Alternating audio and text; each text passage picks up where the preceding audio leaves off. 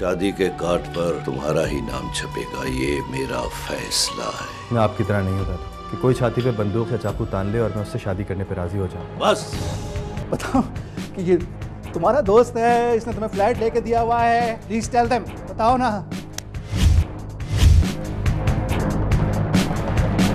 बुज़दिल और डरपोक को देखकर कोई गाली नहीं देता, लेकिन अगर मर्द बुज़दिल और डरपोक हो तो उसे मैं भी गाली देती हूँ, चाहे रिश्ते में वो मेरा बेटा ही क्यों ना हो।